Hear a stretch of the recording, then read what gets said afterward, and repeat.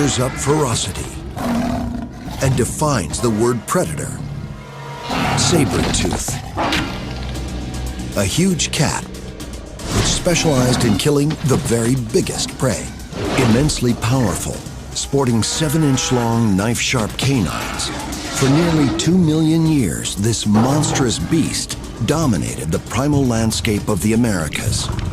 Saber-toothed's power and weaponry were overwhelming, but suddenly, mysteriously, it became extinct. Now, science and state-of-the-art computer technology will take us back 100 centuries and bring this formidable creature back to life. We'll go on the hunt to measure the power of the cat's massive teeth and explore why this killing machine faded into extinction.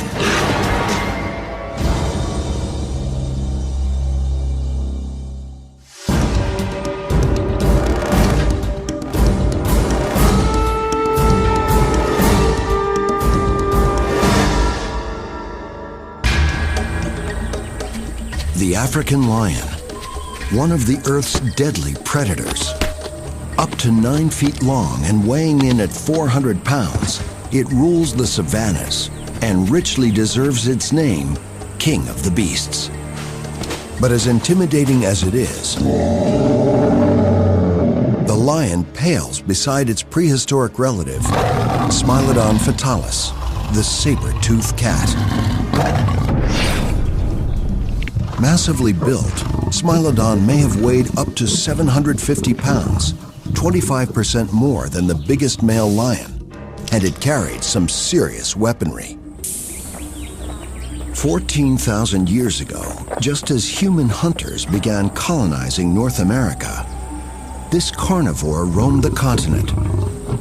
But the environment was in a state of flux.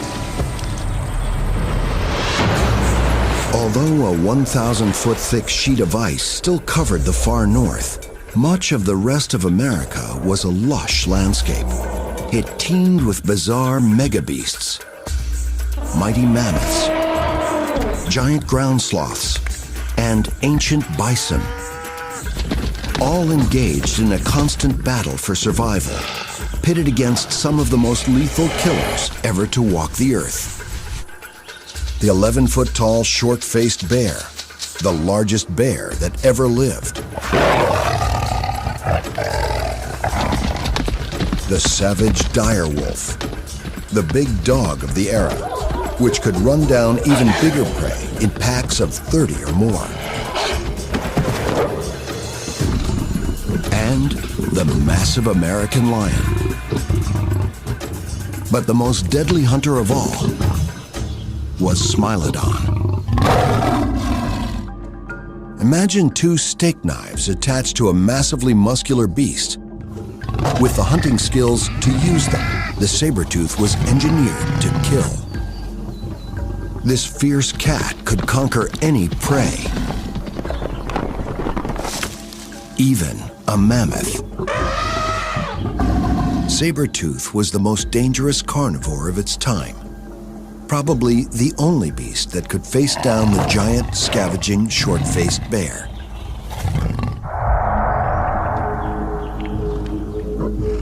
Saber-tooth ruled the Americas. Then, about 10,000 years ago, they suddenly went extinct. Today, the only thing left of these extraordinary creatures are their bones and emblematic teeth.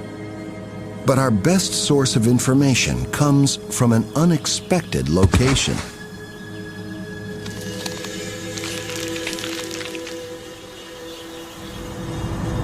In a place called the Miracle Mile, deep in the heart of Los Angeles, there lies a fossil gold mine.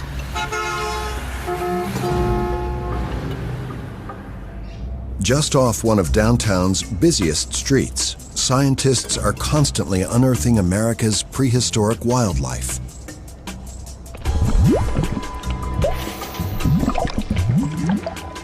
The La Brea tar pits are a collection of toxic-looking lakes and pools. Here, tar or asphalt seeps to the surface, creating one of the best places in the world to find the bones of saber-toothed and other prehistoric predators. 14,000 years ago, though the climate was cooler, the vegetation and terrain of Southern California were very similar to today. The tar pits were hidden in the landscape, making them one of the most deadly animal traps ever known. In the summer, molten asphalt oozing up from thousands of feet below ground would form intensely sticky pools. These were covered by leaves and other debris. Any hapless creature wandering into the area would become stuck fast, as if to a giant piece of flypaper. If the victim was a prey animal, predators like saber-tooth were attracted to what looked like an easy meal. Soon, they too become mired in the tar. Ultimately, both hunter and hunted would die, sinking into the asphalt to be preserved forever.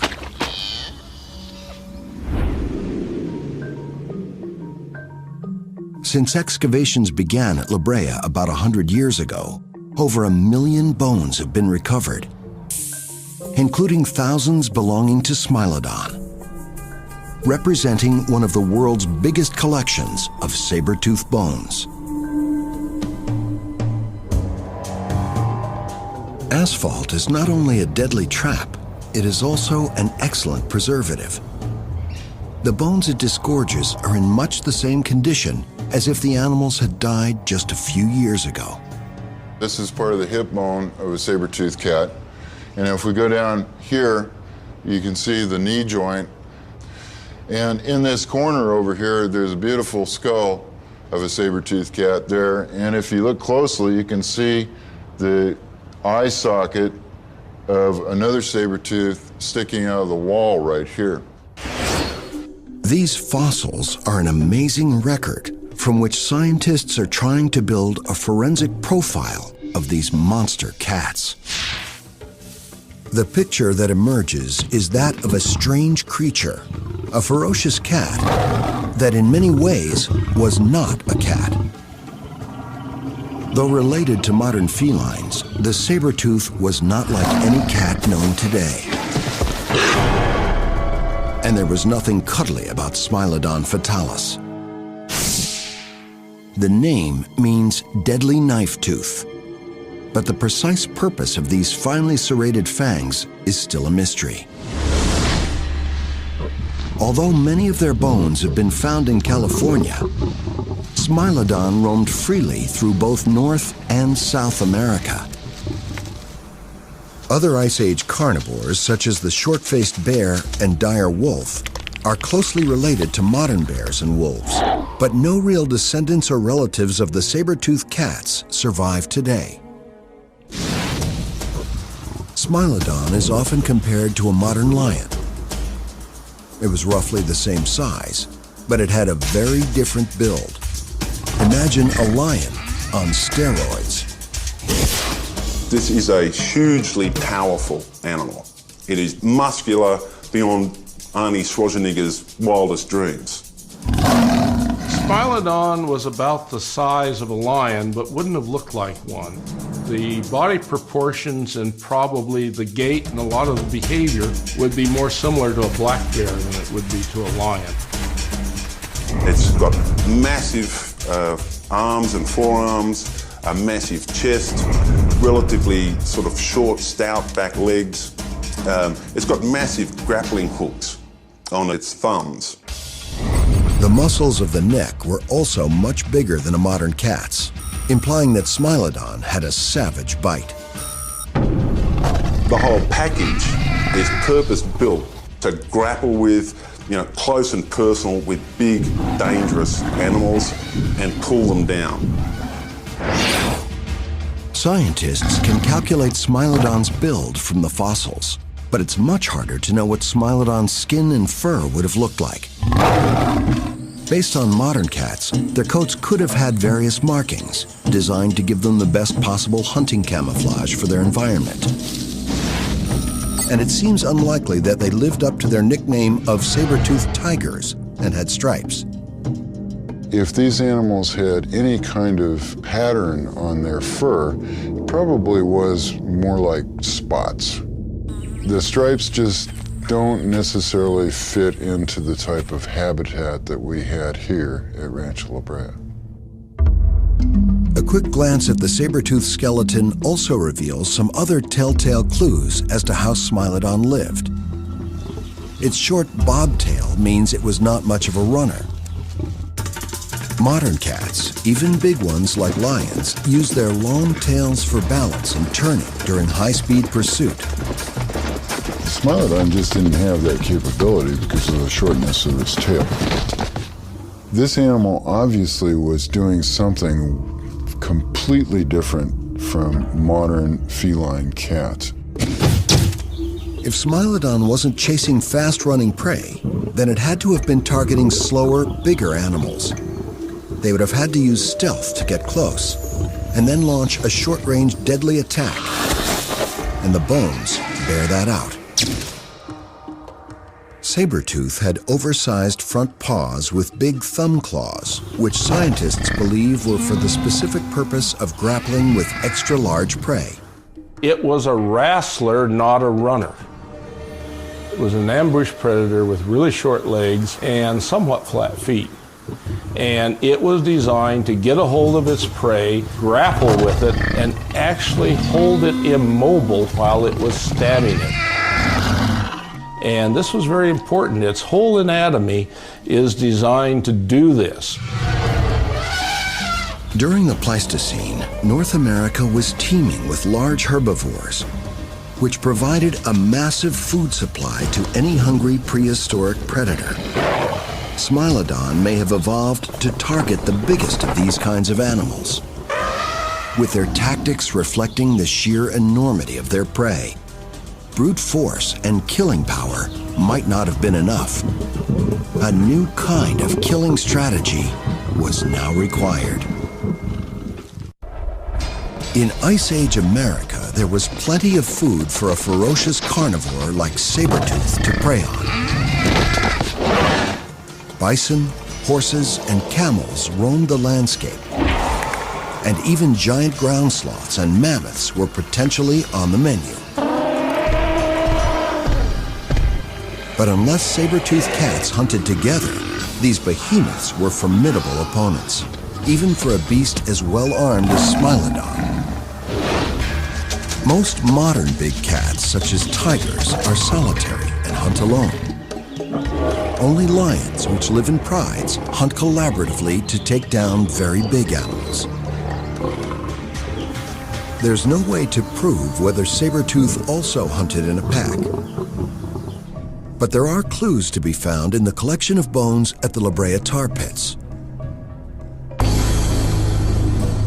The fossil remains of 2,500 individual saber-toothed cats have been excavated there. Normally, there are way more herbivores than the animals that eat them. But at La Brea, predators outnumber prey by almost 10 to 1, precisely the opposite of what you'd expect. And often the skeletons of several saber-toothed cats are found mingled in with the bones of a single large herbivore. Some scientists believe this is evidence that they were social animals. They envisage a group of Smilodon going after the easy meal of a trapped bison, and then themselves becoming stuck in the tar pits. It's possible that saber-toothed cats lived in social groups or prides, much like modern lions do. A lion pride is a feline sisterhood. It typically consists of 4 to 20 females living with 2 or 3 males. The females do most of the hunting, often in groups. By hunting together, they can go after bigger game. And bigger game means more food. Another potential advantage to group living is that any member of the pride that's injured and too weak to hunt for itself can feed off the kills made by the rest of the group. And among the saber-tooth remains at La Brea, paleontologist Chris Shaw sees evidence that saber-toothed cats were able to survive terrible injuries, injuries that would have stopped them from hunting. What we have here is the right side of the pelvis of a saber-toothed cat. This animal is considered by us to be a normally developed individual bone. On the other hand, this bone was from a cat that had a severe dislocated hip. Not only was it dislocated, but the muscle mass around it was ripped and became horribly infected.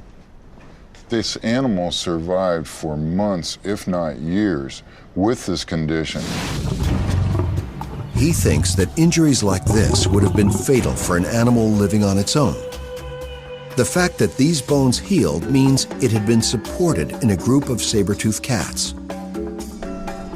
Shaw believes that several animals work together and may have even nurtured injured group members, allowing them to feed at group kills and protecting them from other predators. Whether or not you could call it a pack per se or a pride is probably questionable. I would prefer to just call it a social group of some kind. But for others, the idea of saber-toothed cats helping to feed and take care of an injured member of a social group is pretty far-fetched. The fact of the matter is, more likely that they might eat the injured member. I don't think there would be any advantage for Smilodon to live in a pride or to be very social. In fact, social interaction is extremely rare in carnivores in general. It's mostly something that dogs or dog-like animals do. It's not a cat thing. But there's no reason to assume that saber-tooth behaved like modern cats. They might have hunted and lived like modern wolves. In a wolf pack, roughly the same number of males and females live together with very little physical difference between them. Maybe Smilodon actually had a social structure that was more akin to wolves, with monogamous pairs lasting a long time. In lions, the sexes are very different. Males are much bigger and have larger canine teeth than the females, and they have manes. But the differences have nothing to do with hunting. It's mostly the females that do the food gathering. Male lions are bigger and better armed because they are designed to fight to protect the pride and conquer other prides. But in saber-tooth, both sexes were the same size, and both had the same murderous teeth. So that doesn't sound like lions, because if we have a pride situation, males should be going out and fighting males to take over prides. And if they're doing that, there's a big advantage to them being large and bigger teeth and more weaponry, and that's not what we see in Smilodon. Finding the same giant canines in both sexes also rules out the idea that they were some kind of male ornament designed to attract females, the big cat equivalent of a stag's antlers. It's hard to believe that these supersized canines were anything other than what they look like, specialized killing tools. And it appears that nature likes this particular feature. Smilodon fatalis was one of several species of saber-toothed predators that once dominated the planet. I think one of the main things that people don't understand is that this was the dominant type of big cat animal on the globe up until very recently. Even though no modern big cats have saber teeth, in the ancient mammals they've evolved and disappeared at least 4 times. Paleontologist Paul Matthews believes these extra-long teeth evolved in order to allow the cat to puncture the thick skin of large herbivores. Matthews has been testing DNA from Homotherium, the scimitar-toothed cat, a cousin of Smilodon, found in Beringia, the area of the Alaskan and Canadian Yukon through which humans first came to the Americas over 12,000 years ago. And he discovered that Homotherium was eating practically nothing but mammoth. I think we're starting to get enough evidence to say that the saber-tooth morphology that has evolved a number of times in history is all about going after thick-skinned prey.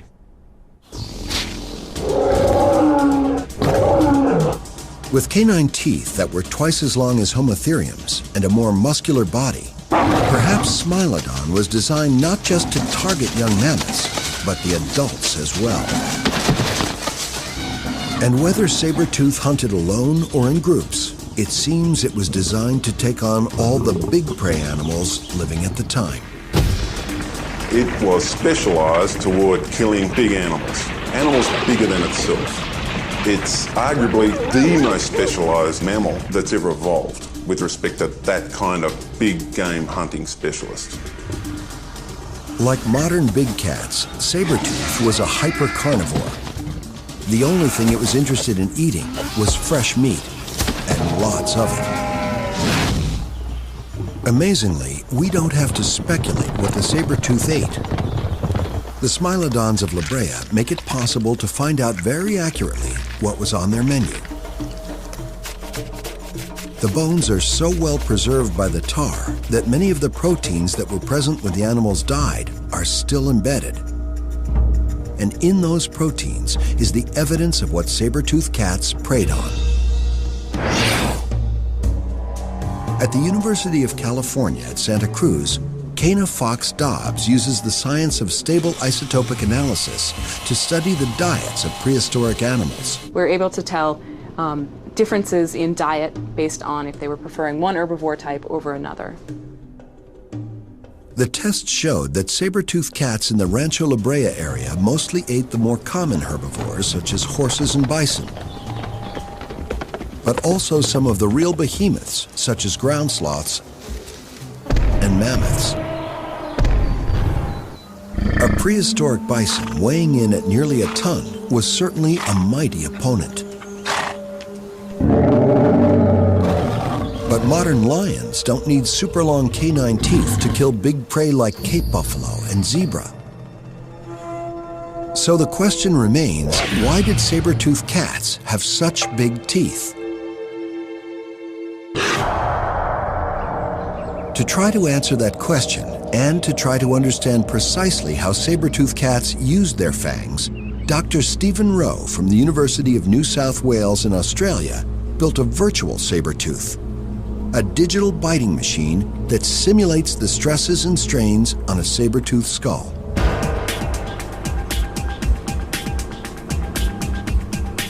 He CT scanned a Smilodon skull, which was later digitally rebuilt, even down to subtle differences in bone density and tooth structure. Simulated muscles were attached in all the correct places, allowing them to simulate more accurately than ever before the precise biting action and power of a saber-toothed cat. From these models, we can then digitally crash test these animals. We can run them through different behaviors, basically putting limits on how they could have behaved and what they were best adapted to do. Rowe and his team then did the same thing for a modern lion, recreating a perfect facsimile of the king of the beasts. Then they put digital saber-tooth and digital lion through a bite-off. It was widely thought that saber-tooth, with its massively muscled body, would have a very powerful bite, at least as strong as a lion of comparable size. But the bite-off produced a surprise winner. In a nutshell, our results are showing and telling us that Smilodon actually bit like a bit of a pussycat. For a guy or gal of his size, the bite was weak, around about half as powerful as a lion of the same size. To double check, the team gave the digital saber-tooth the same bite power as the modern lion. Now, when we did that, bang, Smilodon's jaw blew up. It is not built to handle those kinds of bite forces. You can see particular points are not just coming close to failure point, they're exceeding it. And that weak jaw seriously constrains the way in which Smilodon actually could have killed things. It turns out that Smilodon, which weighed more than a lion, only had the bite strength of a large dog. In living carnivores, there's a strong link between bite strength and the size of the animal that a predator can kill. The stronger the bite, the bigger the meal. But if the saber-tooth was such a pussycat, how could it kill such giant prey?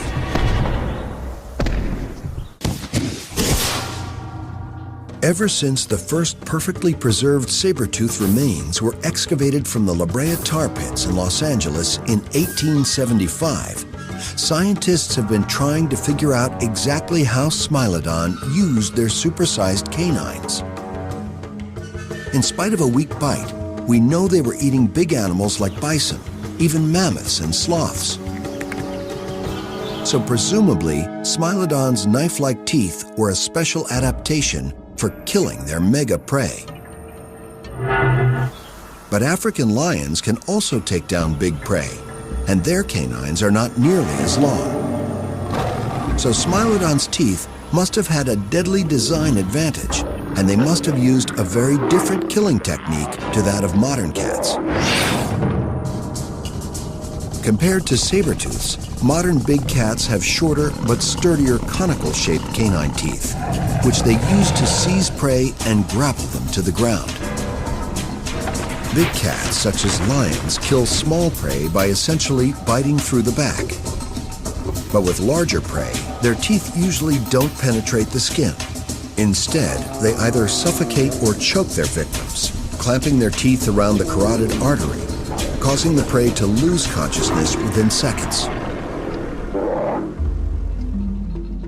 The modern lion's much more massive skull, with its powerful jaw, is clearly designed to deliver a very different kind of killing bite than saber-tooths.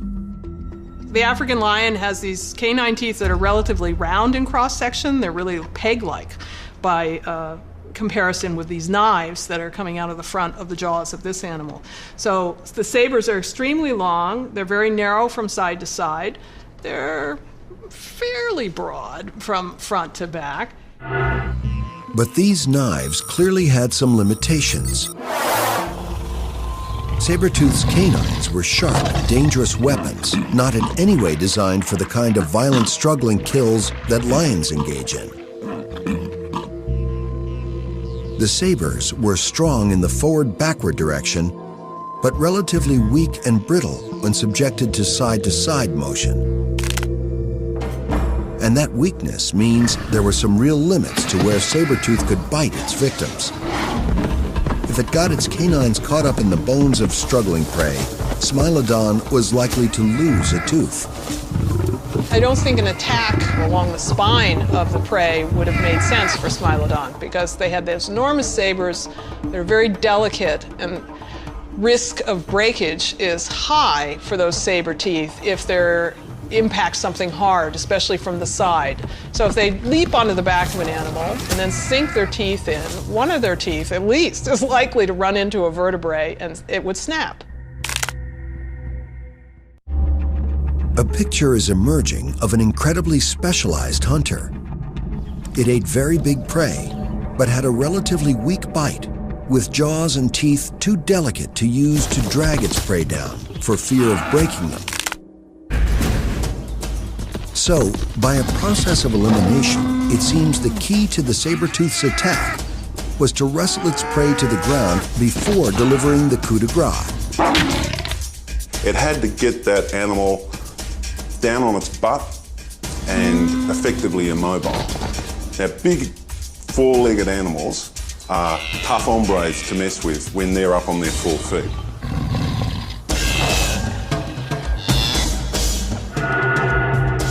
This violent wrestling style of attack is borne out by the large number of Smilodon bones that show evidence of severe injuries in the lower back area. That is indicative of high stresses being placed on that region, which is like when you're trying to lift weights or do something like that, or pull a big weight down, cementing your hindquarters to the ground. You could see how that could really torque the lumbar, the lower back region, and that's where we see a lot of injuries in Smilodon. But this still doesn't explain the real value of Smilodon's enormous teeth. Modern cats may attack by biting, but they kill by suffocating, their teeth clamping down around their prey's throat. It can take between 10 and 15 minutes for an animal the size of a buffalo to choke to death. A long time for a big cat's jaws to remain tightly closed. With teeth like Smilodon's, this technique would have most likely been physically impossible and dangerously slow. Dr. Rowe thinks Smilodon's teeth and skull design were all about making a fast kill. He believes that in a ferocious prehistoric world, with so many other big carnivores around competing for the same prey, time was of the essence. If a saber-tooth didn't kill quietly and above all quickly, it would attract the attention of a whole range of other monster predators that would have been trying to steal its prey. A single saber-tooth might have been able to scare a small number of dire wolves off one of their kills, but that situation would be completely reversed if a large pack of wolves attacked a Smilodon on a kill. And there were even more formidable foes, such as the massive American lion, which may have been 50% bigger than even a Smilodon. And then the gargantuan short-faced bear, which stood 11 feet on its back legs, the biggest and most threatening carnivore in the land. This monster seems to have been a specialized thief that earned its keep by intimidating other predators into giving up their kills. The short-faced bear was so big that even if it was facing off against several saber-toothed cats on a kill, the outcome was in little doubt. The saber-toothed cats went hungry. Smilodon, formidable as it was not the biggest kid on the block. So to be able to kill that big animal quickly has a whole range of potential advantages. And to my mind at least, that is what Smilodon was all about. This law of the jungle was not kill or be killed. It was kill as fast as possible. But how was this death bite delivered? It is time for a prehistoric anatomy lesson. 10,000 years ago in North America, the competition for fresh meat was fierce. The saber-toothed cat's deadly teeth were designed to make lightning-fast kills on the big prey it specialized in hunting. Smilodon had to be able to precisely target its saber teeth to where they would do the most lethal damage with the power to deliver the blow. And it had to be right on target, as there are few second chances in the wild. Smilodon had a hugely powerful neck. Weak jaw, but a very powerful neck. And those neck muscles were used to arc those teeth into the prey and cause massive damage, which kills the prey quickly. The saber-tooth was able to pull the skull downwards at the same time. So it was actually lifting the lower jaw and pulling the skull downwards, driving it through the prey at the same time. So this indicates that this animal had an extra sort of adaptation for biting that we don't see in cats today. The question remains, how, and as importantly, where did Smilodon sink its fangs into its victims? There are two theories: slashing their throats, or a disemboweling bite into the guts of the prey. William Ackerston, curator of vertebrate paleontology at the Idaho Museum of Natural History, believes that Smilodon would go for the belly. Saber-tooth can't stab its prey with its canines because the cat's lower jaw gets in the way, hitting the victim first and causing the sabers to glance off. So Ackerston's belly bite theory suggests they used their sabers to make what he calls a shear bite, a long wound down the abdomen of the prey. The lower jaw would be pressed into the prey animal, and then the skull would be lowered, rotated around to the lower jaw. When that happened, this being a flat blade here, would make a slice. And then as the jaw closed farther, this actually geometrically moves backward into this region of the jaw and elongate the slice. But other saber-tooth experts think there's no way that Smilodon would or even could attack the belly of a large animal like a bison. When I was growing up, I worked as a cowboy on a big ranch. And the one thing you learned about working with cattle is you don't work around their rear end. You always try to control the head. With its relatively delicate jaw and teeth, Smilodon would have risked grievous injury going for a low blow to the belly. Even if it managed to get in for the kill, the thrashing legs of the prey would still be very dangerous. And there's another problem. Even with those twin blades, Smilodon couldn't hurt what it couldn't bite. The problem with the stomach bite is that the stomach has too big a diameter to fit inside the mouth. Despite this long tooth, a Smilodon cannot make a very deep bite. The reason for that is the lower jaw gets in the way. So the animal might get a bunch of skin. It may flay whatever it's trying to kill a little bit, but it's not going to be able to kill it because it simply cannot bite it. No modern cat would attack the stomach of their prey.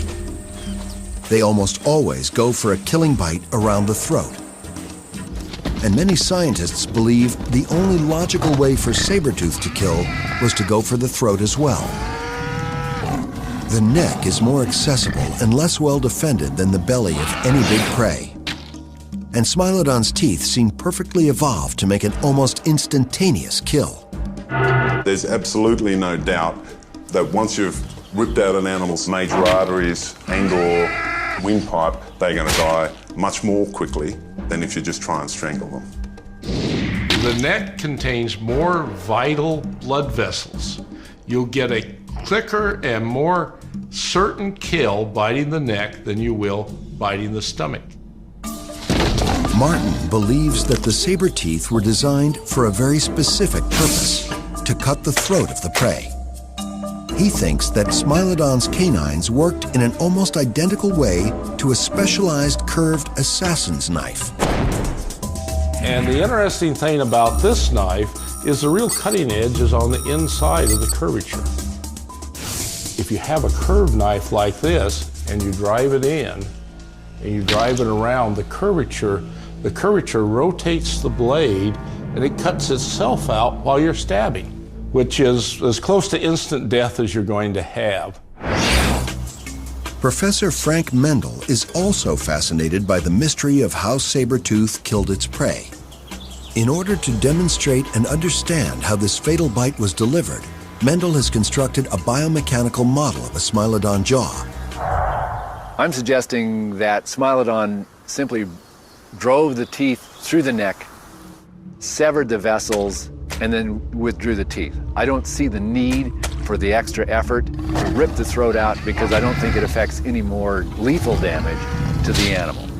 This is laparoscopy versus open surgery. You do as little damage as necessary to get the job done. At this big cat sanctuary in Bridgeport, Texas, a saber-tooth will bite again. The Center for Animal Research and Education, or CARE, is a safe haven for abused and abandoned big cats and a resource to the scientific community. It's here Mendel can find prey for his metal predator. It's designed to be able to accurately simulate the biting action of any carnivore. The teeth are based on this specimen from La Brea. Exactly the same detail, the same fit, same sizes, all the rest. Of the carcasses already earmarked to be fed to the big cats at CARE, Mendel is going to use a cow to approximate the size and proportions of one of the Smilodon's favorite delicacies, bison. Most of the animals used at CARE have expired of natural causes. In other cases, the animals are in critical health and are euthanized. We're gonna go. The first experiment will be to try to simulate the so-called belly bite. The test begins. Good.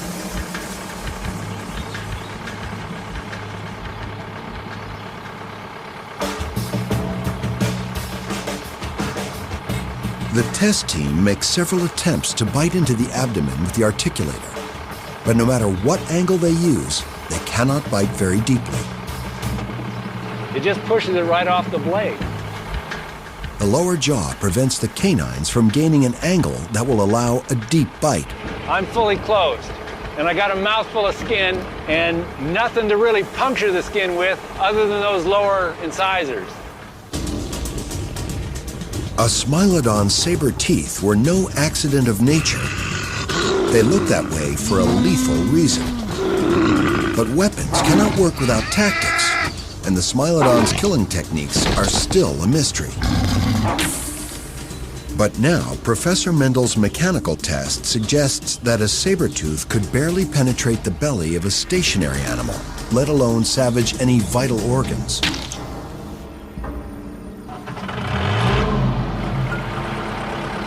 Okay, down. The next target is the neck. The team expects the mechanical Smilodon will have no problem biting here. Good. Hold it. But there is one critical question. How much bite pressure is needed for the teeth to slice all the way through? Computer models showed the saber-tooth couldn't actually bite very hard.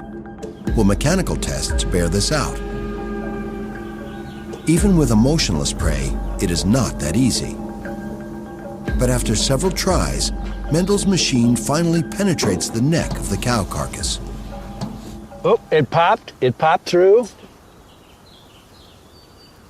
What we've seen here is that both teeth penetrated deeply into the neck. The next question would be, did it catch anything fatal? Did it catch anything lethal, rather, like one of the major vessels? By measuring the bite strength of this model, the team also discovered that precision, not power, was Smilodon's secret weapon. They did not have to bite very hard to punch through the skin, severing vital blood vessels. Between 200 and 300 pounds is what it usually takes to penetrate the skin of the animals. Considering that some humans can actually generate 300 pounds of bite pressure, I think the average cat could do this fairly easily.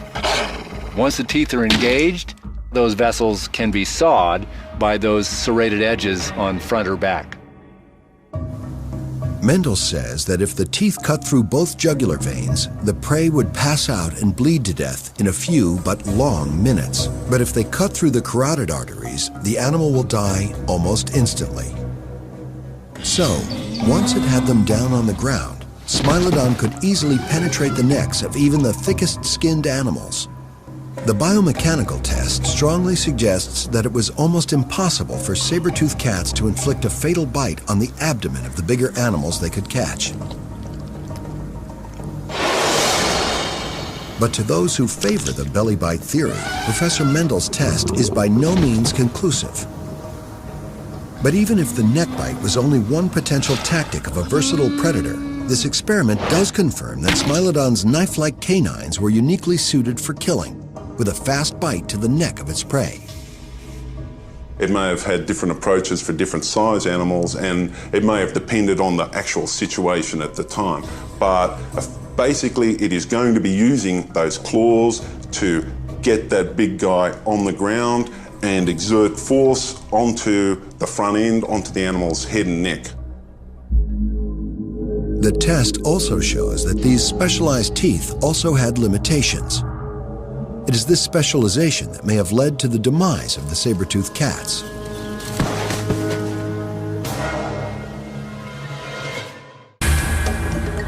For nearly 2 million years, Smilodon, with its 7-inch long throat-cutting canines, was one of the dominant predators in North America. Whether the bite was delivered to the neck, the belly, or any other part of a prey's anatomy, the saber-tooth was a killing machine. But about 10,000 years ago, Smilodon fatalis disappeared from the prehistoric landscape. Its extinction is a mystery. But around the same time as the saber-tooth disappeared, other apex predators arrived on the scene. And they arrived on 2 feet. Early hunters most likely made their way across the land bridge between Russia and Alaska, and some have speculated that it was they who killed off the saber-tooth. But there is no evidence that humans actively hunted the saber-tooth. In fact, there's no evidence of any interactions between humans and Smilodon. It seems more likely that they gave this fearsome predator a wide berth. These two species probably avoided each other. I'm sure humans would find a saber-toothed cat quite threatening. But early humans had one thing in common with the Smilodon. They coveted the same meat, and there was only so much of that meat to go around. Although the then small human population could not have eaten all of the game, they could have begun and hurried along inexorable extinction events, which took the Smilodon along for the fatal ride. The end of the last ice age was a lean time for the predators that specialized in big prey. It wasn't just the saber-tooth that disappeared. Great packs of dire wolves were wiped out at the same time. And the last to go was the giant short-faced bear.